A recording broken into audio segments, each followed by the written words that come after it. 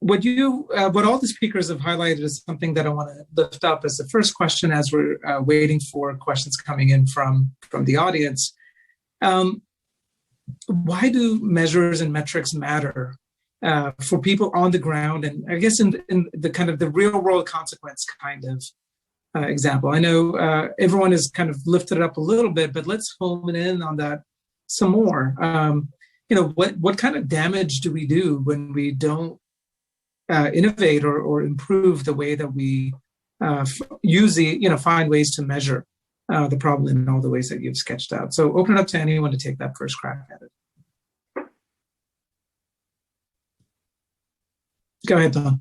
Well, I was like, I'll just start with a basic comment, which is from a public health perspective, I really believe in storytelling and from an advocacy perspective. So I think data are just really important to help tell the story and its impact, and then to monitor progress or lack thereof. So I like to talk about continuous quality improvement, but how do we continually assess the impact of laws and policies on our communities and then make changes when it's warranted?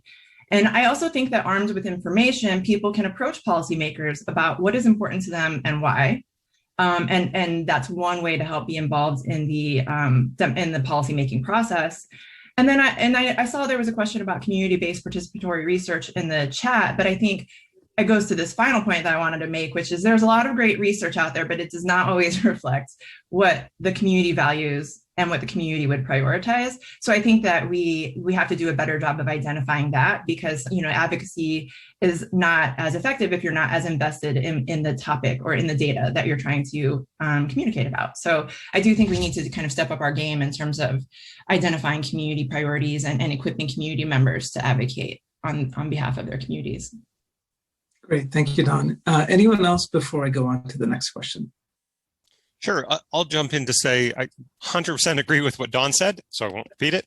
I'll add this, that another reason we've got to be measuring stuff is a lot of social science is aimed towards improvement, right? Bettering conditions. I alluded to a process that the state of Oregon is using, right? The Citizens Initiative Review, where the random sample analyzes a ballot issue. That then goes in the voter's guide, right? But there's a couple empirical questions there that you really have to test. One is, so what is the quality of the deliberation that creates that page that goes in the voter's guide, right? Did we just spend a lot of money and effort creating something that's garbage? And the answer is actually that works pretty well. That's very helpful.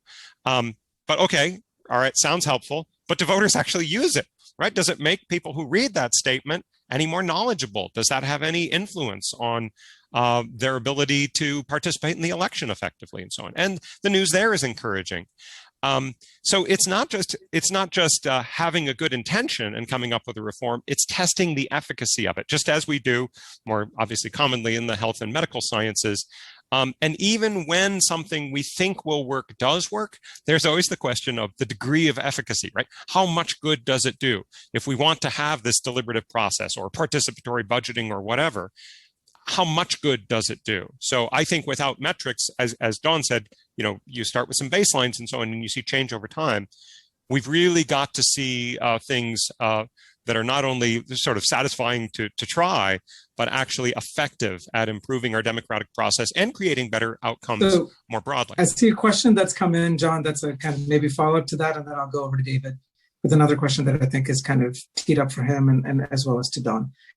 So the question is, going beyond, say, this initiative commission or this initiative review body, do you think that a deliberation day about elections and policy issues on a state and local level would be beneficial before voting to inform citizens and to actualize criteria 5? So I don't know what the technology on that would look like, but if you had to dream big, John, what would that be?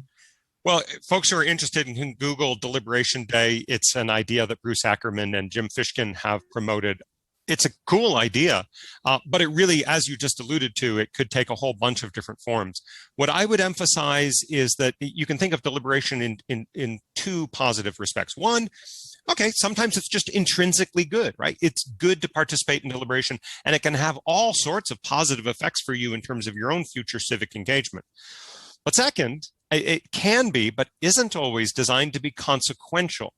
And I encourage us to do more innovation in deliberation and participation where it does have a connection to real outcomes, whether it's influencing an election, and Deliberation Day is kind of queued up to do that, or potentially have more direct impacts with all kinds of deliberative processes, for instance, that have been linked directly to health outside the United States and to a lesser extent here as well.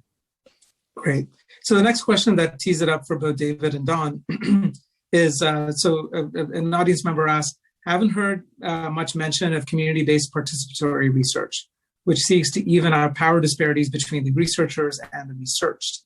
Do you believe that CVPR is an effective method for addressing some of these concerns? So it's a big and important question, and people may have different opinions in terms of the flavor of work they do. But let's go to David and then to Don.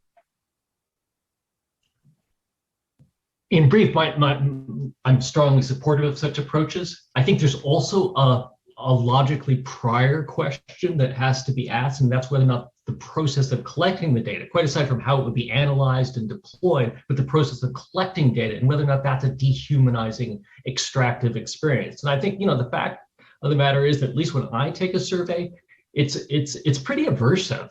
I do feel like it's kind of a surgical attempt to extract, reduces me to a vector of scores. And I think the immersive interview, by contrast, is different because it's controlled by the person who's being interviewed. It's an authentic conversation, one in which the interviewee is the guiding force, and that's what makes discovery possible, and that's what makes it an engaging, cathartic, and less dehumanizing experience. But that's a logically prior question. The question that was posed here is whether or not, once we have evidence of some sort, how might it be understood, made sense of, and deployed to affect policy? And I think that's where it's immensely important not to just have social scientists at the table, not just have policymakers at the table, but have the full community at the table too, to make sense of what we know and don't know. So, but would you be comfortable, David, with the community helping to draft the semi-structured interview instrument? Absolutely. Absolutely. Okay. I haven't said we've lived up. That's just one thing. There's what we've done and what we should do, and I want to be upfront and honest about that. I don't think we've lived up to that goal and aspiration, but it doesn't mean that it's not the right one. Now, I don't mean to deny the role also of social scientists. They have some expertise brought to bear, how to deploy these kinds of tools, but so too do obviously people in the community. Great. Over to you, Don. I would just add that in addition to CVPR, that other ways of engaging community research, like citizen scientist programs, community conversation models, they don't have to be as structured as formal research, I think, to get information that is useful to the community. And I just would agree with the idea that we need to really be cognizant of what value is in it for communities to participate. Like, what do I get back out of it, taking your survey or sitting in your focus group? And how can it be applied to my community? I think one of the things that's missing, whether we're talking about participatory budgeting or we're talking about showing up at city council meetings and during public participation, is what happens next with my feedback? And I think that is where a real gap is. And so there has to be more accountability baked into, yes, you're required to get community impact. Don't just check the box. Actually explain to the community what you're doing with the information that you get from them and how it's going to be used or not used to make improvements in their community. It's important to close that feedback loop. Great. One question I'm going to turn to when talking about power, one kind of power imbalance was brought up by an audience members, in terms of researchers and those who are being researched, right, or those who are subjects of research. But how about other kinds of power, right? So so the question that we had teed up as part of our prep was that some have noted that the problems of our democracy with respect to civic engagement and health equity, some say that these are not knowledge problems, that we know what needs to be done, but rather power imbalance problems. So how can academic knowledge and data be useful, particularly to those who have been marginalized or silenced when it comes to having influence over these policy decisions? Or should we think about that as a role that measurement and research plays, right, to level the playing field, as it were, and to help reduce those health disparities? So Don, we'll start with you. Sure. Yeah, I actually really thought a lot about this question. And I don't think that the lack of knowledge and power imbalances are mutually exclusive problems. And I say this because when I was younger, I read Carter G. Woodson's The Miseducation of the Negro. And there's one quote from that always stood out to me, which is, if you can control a man's thinking, you don't have to worry about his actions. When you determine what a man shall think, you do not have to concern yourself about what he will do. And I think that, why that's relevant to me and why that's relevant to this conversation is that making knowledge accessible and making data available to people are just ways that we can help to build power. Like giving people the tools to advocate, just like the people who get paid to do it and who are well resourced to do it, equipping them with the knowledge to do it and the ways to do it. And then more broadly, I think what Carter G. Woodson was trying to get at, which is equipping people to be in a position to question and to critically assess the systems that they're in and that shape their lives. And I think that is an important part of the process. So I wouldn't think of those as separate issues. We have to make sure people have the knowledge they need, have the data power that they need to then go out and take action to advocate. And I'll jump right on that. Go ahead, John. Mm-hmm. Remember, my third criterion was control of the policy agenda. It absolutely breaks my heart when I see a friend or acquaintance taking really concerted political action in a way that I know is 100% inefficacious. It's just not going to work. You're not going to influence anyone. I know you want to go to the office of your member of Congress, but they don't care what you think. They can't lose a re-election campaign. If anything, you're going to harden them, right? So there is real good research on how policy agendas get shaped. What are the effective levers of power? So yeah, knowing what needs to change in terms of outcomes is great. But we need to understand what's an efficacious mechanism for that, whether it's an individual who wants to take political action or a well-intentioned group of people who want to create a new deliberative or participatory intervention. We have to be serious about what works and has real impact. If I could just jump in here and add to, I think the comments of both Don and John, I'm totally in accord with, and I want to just add to that by noting that there's another way, I think, in which the power imbalance problem presents itself, and that's at the point of generating knowledge, not how it's deployed, not how it's understood, not how it's used, and whether or not there's equal access to it, and whether or not the policies that are built reflect the will of the people, but rather how the knowledge itself gets created and how power imbalances are part of that knowledge generation problem. And I think the key thing is that the powerful are building the measurement devices. They're defining the questions to be asked, and they're delivering those questions often in an extractive way. And that's why we need to build a method that, despite that power imbalance, still delivers authentic information. So I think that's another challenge that we need to put right there on the table and recognize that the evidence that we're conveying as generalizable universal evidence is often rather evidence that comes out of questions that reflect the power imbalance in this world. I just want to add something really quickly. I think it's also affecting the narrative about our democracy. And so I say, if there's any one point of intervention, if people wanted to leave here and take action today, it's to, let's talk about what your kids are being taught in schools. Let's talk about what you're learning in college.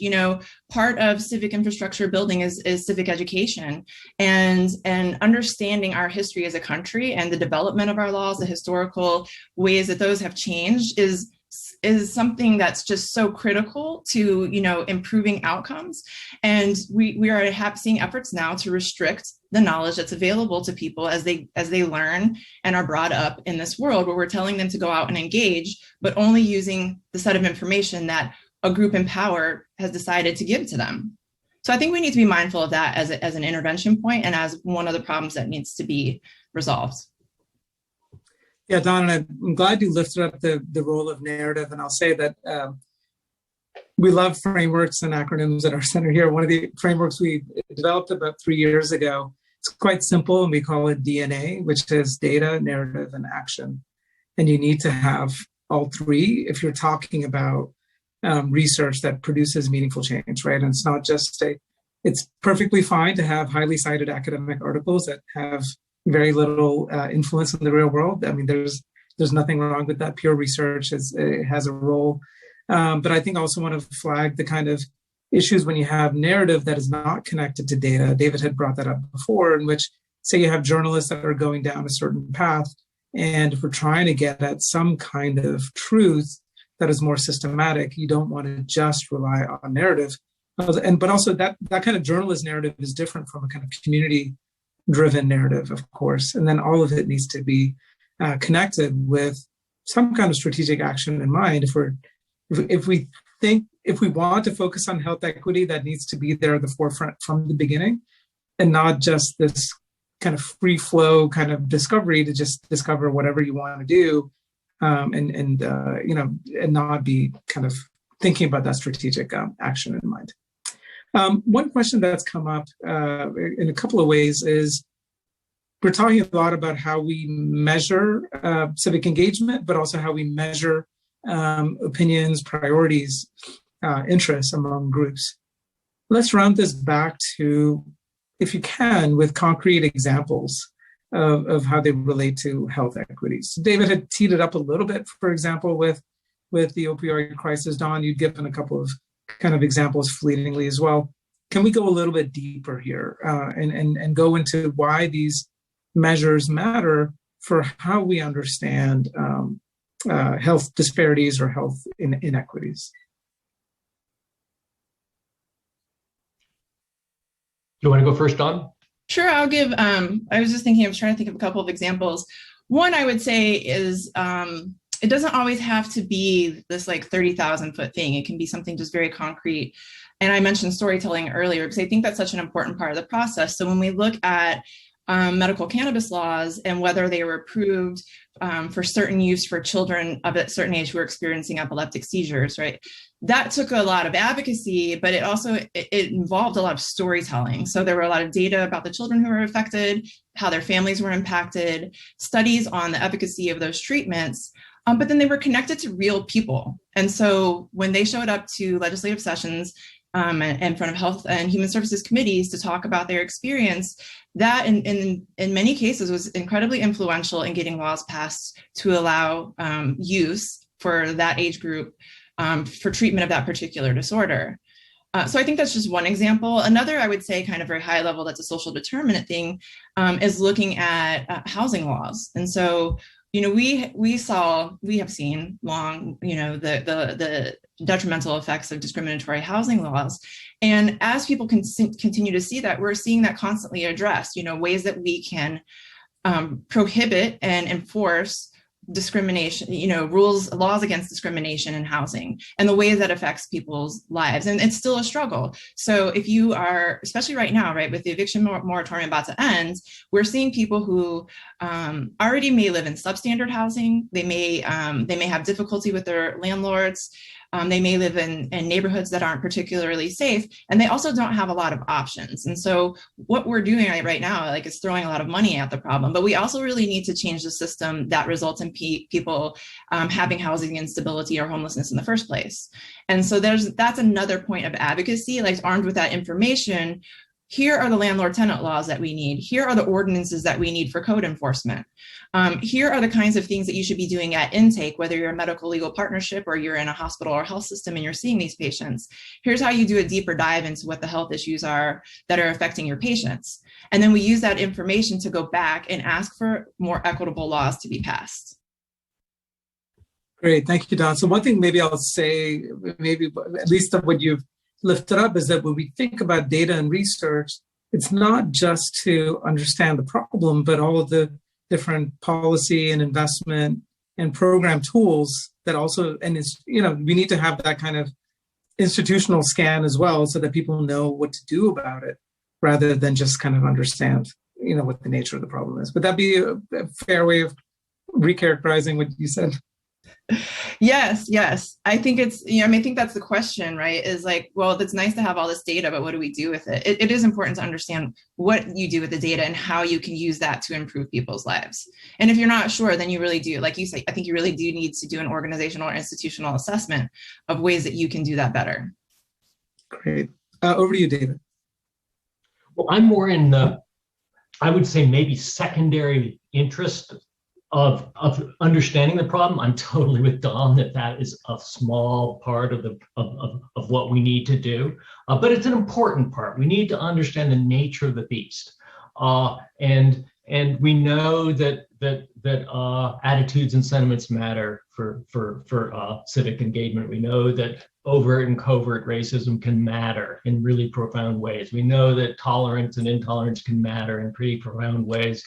We know that trust in government can matter in pretty profound ways. And so measuring where we are with respect to those attitudes and sentiments in a way that captures where we really are is important. It's part of what we need to get done a bit better than we have so far. And I would argue that just asking people about these attitudes and sentiments, which is really basically what we do, is important. It's one way to get there, but we also need more holistic measures in which we see what surfaces in the context of authentic, genuine conversations.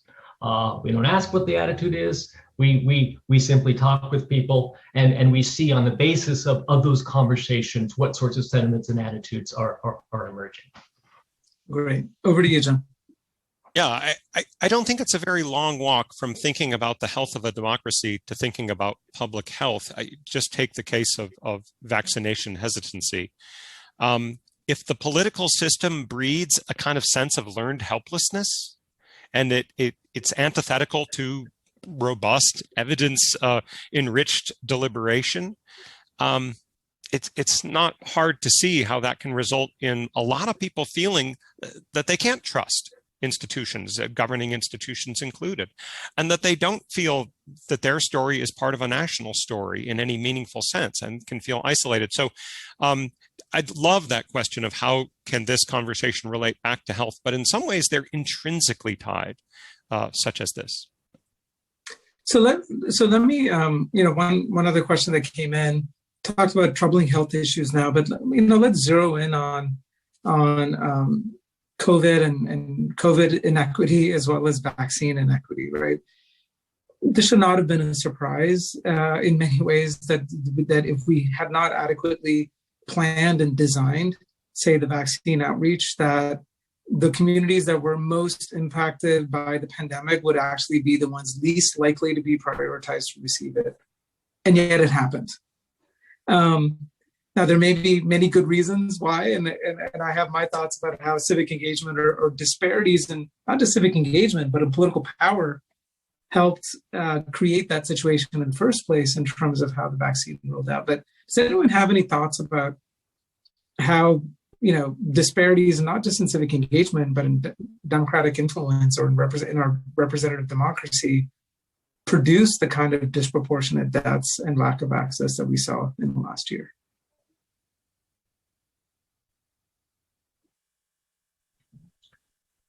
Anyone? Yeah, go ahead. I'll just add one observation and the one interesting paradox. So those who participate in elections exercise more power, obviously, than those who don't. The paradox is one of the most reliable constituencies in terms of voting is seniors. And that's interesting to think about in the context of the pandemic. Maybe you would argue they're a population that was addressed immediately, but I think that it's more complex than that. So just putting that out there. Again, voting gets you power, but sometimes that doesn't cash out. Yeah, let's dig a little deeper into that, John, right? Because I think at least there were several states where at least these governors felt like that they were balancing concerns about preserving economic output and access to jobs. It was just really, it's a kind of debate that we haven't seen, I think, as much recently, is thinking of jobs versus public health in such a stark way. But it seemed like a bunch of governors made the decisions that they're willing to go on one side of that rather than the other.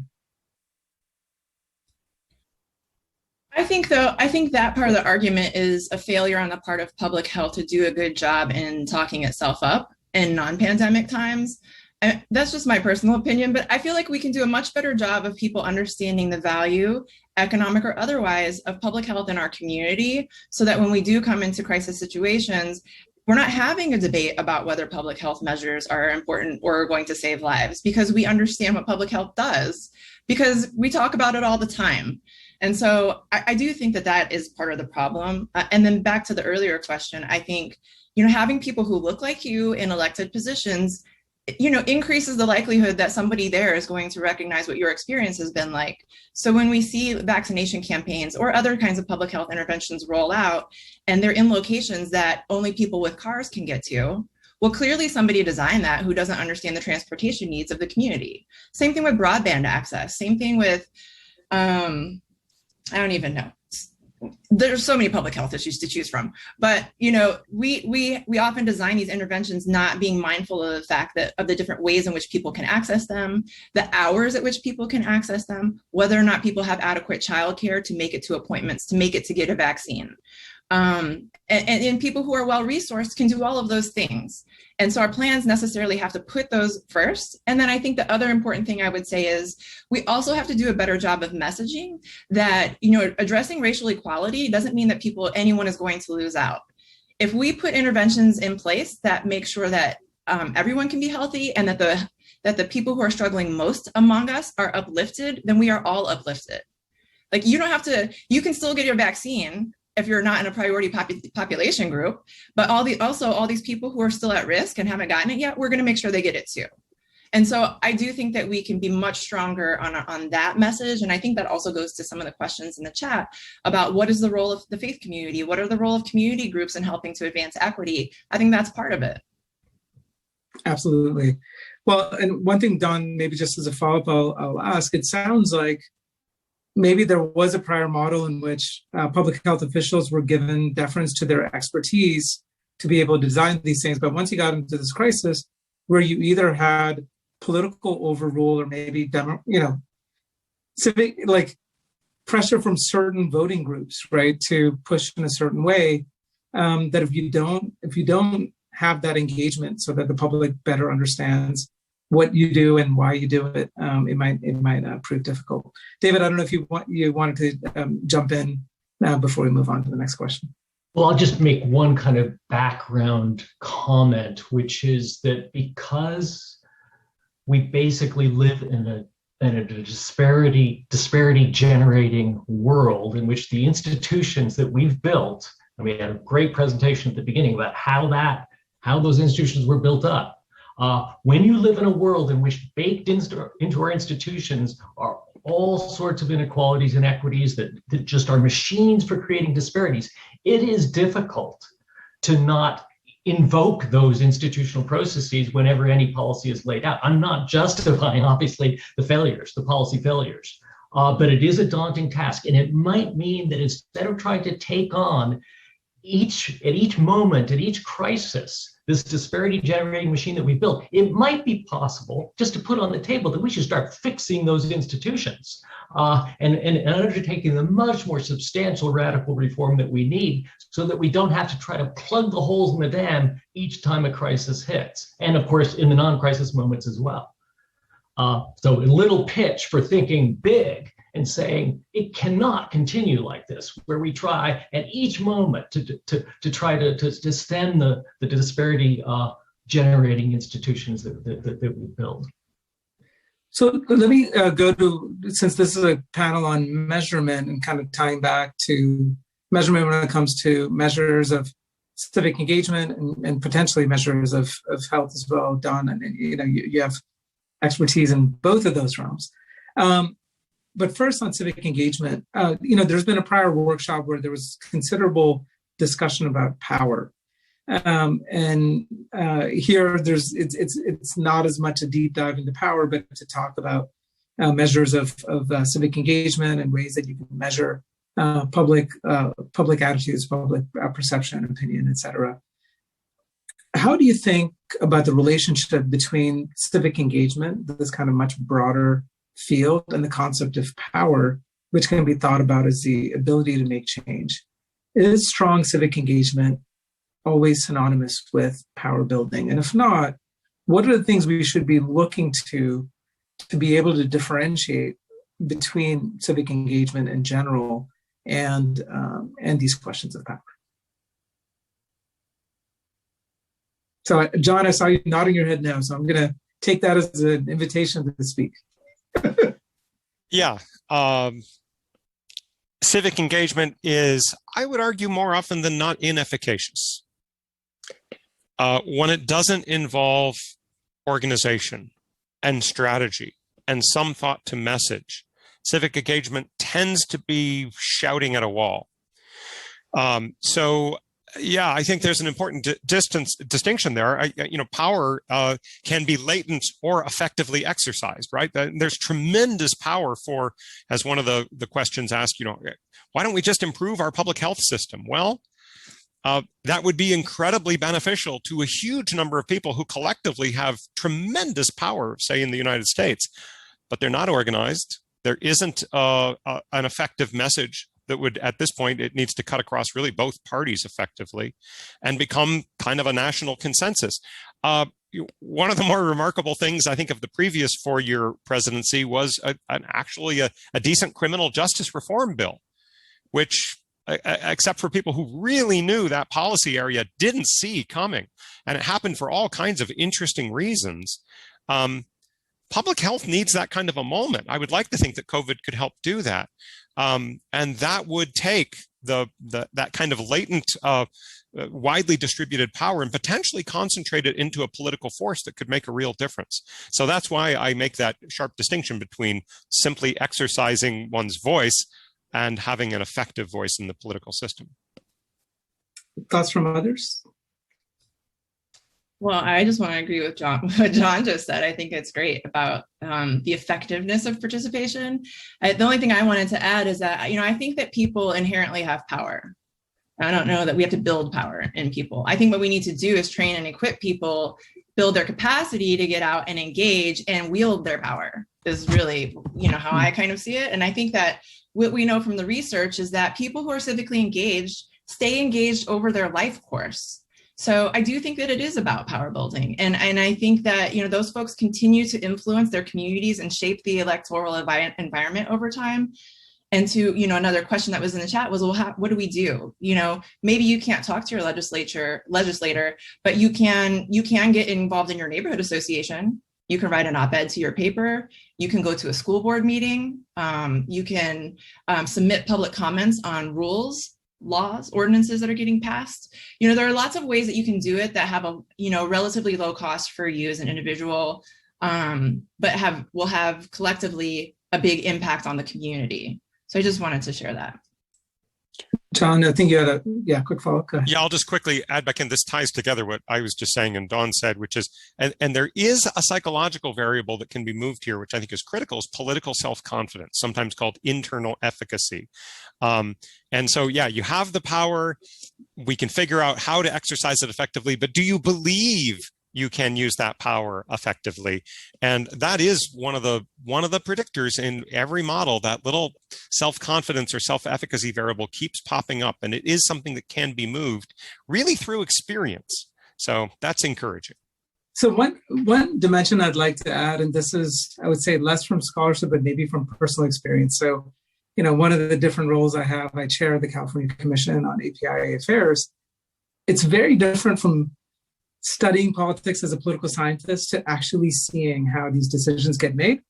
We are right now in state budget season, and wow, it has been a real eye-opening exercise in terms of how the sausage gets made, sometimes literally down to the last hour and minute before the budget gets signed.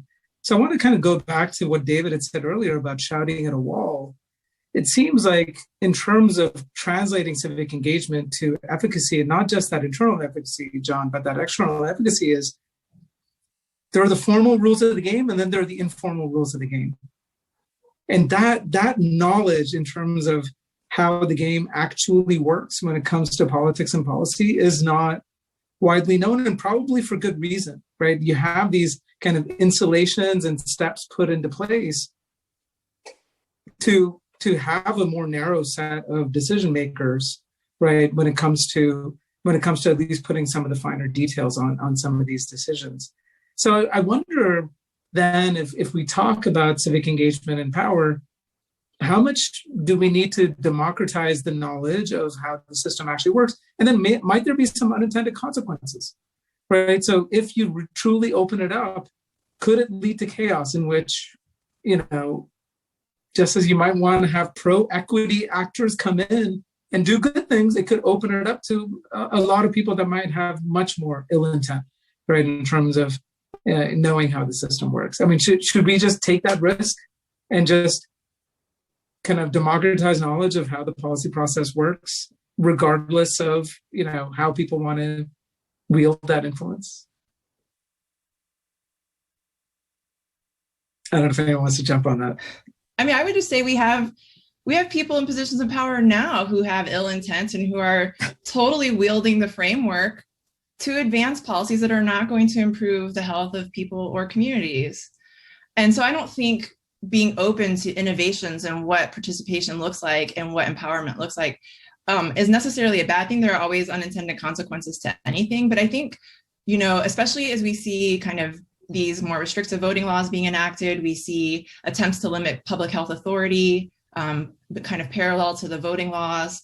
And, we're seeing this greater attempt to control the people. There was a recent ruling about a referendum for, I think it was Medicaid, and I can't remember which state, so I apologize. But, oh no, it was Mississippi. I'm almost 100% sure it was Mississippi. But at any rate, limiting the ability of the people to have a voice, right, in that process. And so I think, well, if there's now it has to be the time. There's no better time than now for people to stand up and get involved and get engaged and say, this isn't working for us the way it's working for you. It can work for everyone better. And maybe there will be some downsides to that, but maybe some of the upsides are the things that we're missing now, and we need to be willing to take on that risk. So there are two other quick questions I'm going to tee up before the final set of remarks. But David, did you want to weigh in here before we move on to that? Oh, just a brief comment that one concern, not to be a doomsday guy, but if you expose the informal rules, you might think that those with power would develop a new set of informal rules that will protect the advantage. So that's not to say you shouldn't engage in that process. It's going to be like a constant cat and mouse, and go for it. But we have to go for it eyes wide open, that because there's formal power in play, there can always be the genesis of new informal rules that will protect the advantage of those who have power. Great. Well, so then two more questions. I'll just tee up, folks, and you can take it, either one of them, and then we'll get to the final one that we had already teed up before, which is your hopes for a healthy democracy. So one asks about guns and, any support for some kind of meaningful gun regulation is very high. And yet it never seems to pass. Sometimes even when it does pass, there was a federal judge that just struck down California's longstanding assault weapons ban as unconstitutional. So, how does, what do we need to be thinking about in terms of civic engagement and population health or public health, in the context of gun regulation in whatever form? Another question asks about civic engagement and democracy outside of a government or political context. So to think about, say, internal democracies within the nonprofit sector or democratic processes, even within social movements, I would extend to say, right? So if we think about intersectionality, right? So say queer folks within the Latinx community or within the undocumented movement or Black Lives Matter. So how do we think about democratic processes outside of the government sphere and civic engagement and how that relates to health? So either of those, one is the kind of guns question, and the other is thinking about civic engagement outside of a government context and how that may relate to health. I'll jump right into that second one and just give a shout out for a book called Free Spaces by Evans and Boyd, which argued that really the only effective democratic social movements in the United States have been, for their time, relatively democratic and deliberative internally. And our standards for that have improved over time, but I think that still holds true today, that it makes you more effective at what your ultimate goal is. When advocacy organizations become a little too interested in the exercise of strategic power without empowering their membership, they do tend to drift away from those broader kind of purposes of a democratic social movement. So I think it's great to be talking about that. I think there's all sorts of innovative ways, especially larger organizations could be engaging their membership and really acting with more power. So that's good news about the wisdom internally of being democratic, and ultimately the bang that the democratic system gets from those movements if they do that. Thanks, John. Others? I can sort of answer both, I think, with a high level, maybe out there kind of approach. But one of the examples I like to use in a messaging training that I do is the Florida amendment to raise the minimum wage, which goes into effect in September of this year. And Florida passed that at the same time as electing Trump, like pretty handily, right? And so people are like, how did this happen? And so one of the things I like to say is that there was this heterogeneous group of voters who are, all different political persuasions, who all found value in some aspect of the minimum wage, and that's what they voted for. So they weren't all getting the same message, but the consequence is that now we have a law going into effect that has benefits for everyone, not the least of which is, reducing infant mortality rates, improving pay equality, et cetera, right? So I think that's a good example of when you want to get something passed and you want something to be equitable, like thinking about the different ways in which it appeals to other people's values, because we do have common ground. And so I guess my bigger picture about intersectionality is thinking about the ways in which we can collectively support and uplift each other's work and amplify our voices. We have common grounds.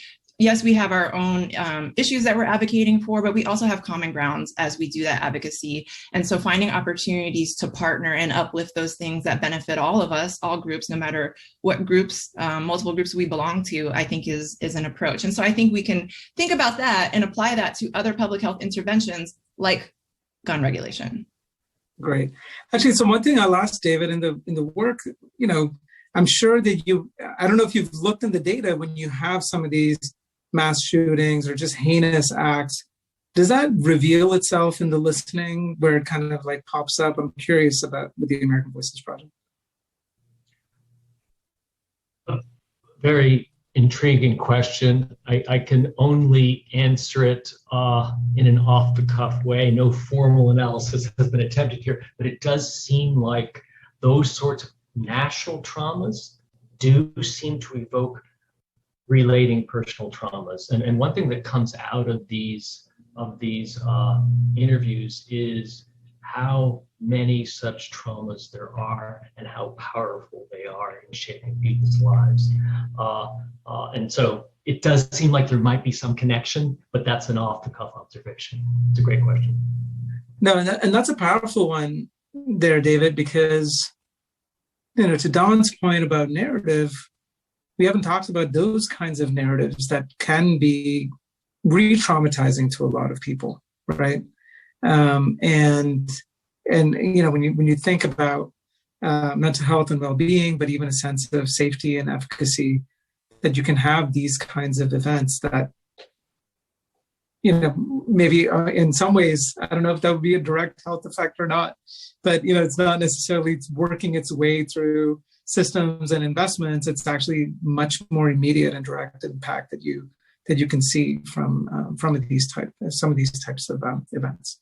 Well, in the few minutes we have about a minute for each speaker to end with.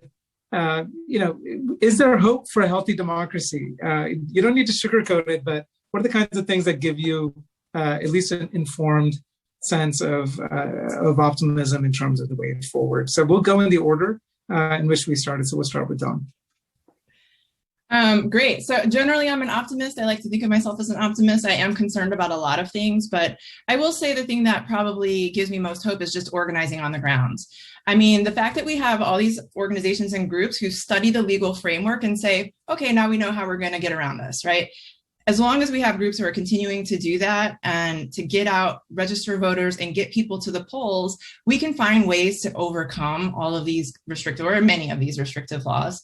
And that's not going to stop, I don't think. And I hope that it builds and gets better. And I also would say that I'm really hopeful, especially after this last election, to see more partnerships with businesses and foundations, et cetera, to support healthy elections. when states are falling short. So, using MBA arenas as vote centers, poll worker recruitment, funding for various aspects of elections administration, which was not coming sufficiently from the federal government. So I think that, those kinds of partnerships are ways that we can also help build the infrastructure to support healthy elections. And I am hopeful that that work will continue. Great. Thank you, Don. Next to John. Yeah, the book I co-authored last year was literally called Hope for Democracy. So I do have some, but it comes from really more of an international movement towards all kinds of great democratic innovations that either bring new people into the political process or just elevate the level of deliberation. We've seen those work a little bit in the United States, but in really more powerful ways in countries like Ireland and others around the globe. And the message is that people can deliberate. These alienated, frustrated citizens, when you get them together, a broad cross-section, they do really well. And second, that if designed correctly institutionally, they can have a real meaningful impact in a way that even elected officials can view as valuable. So there are real opportunities for improving our democracy. We just need to seize them. Great. Thank you, John. And then over to you, David.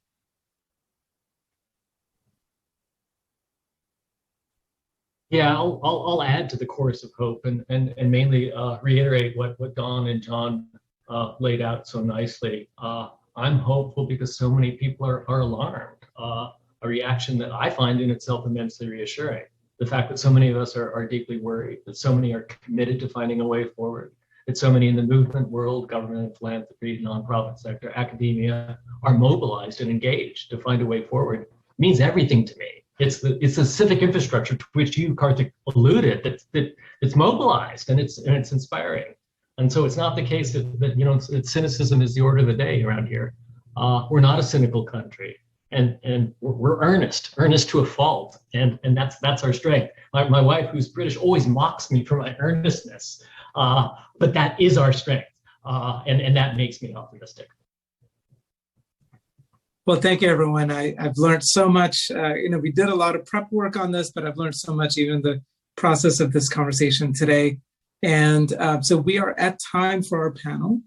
So I thank all of our panelists. And actually, let me just read their bios, not their bios, but their affiliations, because they didn't get a chance to just quickly introduce themselves. So Don Hunter, Deputy Director with the Network for Public Health Laws, Southeastern Region Office. John Gastel is Distinguished Professor in Communication Arts and Sciences and Political Science and Senior Scholar at the McCourtney Institute for Democracy. And David Gresky is Barbara Kimball Browning Professor at the School of Humanities and Sciences, Professor of Sociology and Senior Fellow at Stanford Institute for Economic Policy Research. Thank you, everyone. We'll take about an hour break and we will come back to dive deeper into civic infrastructure.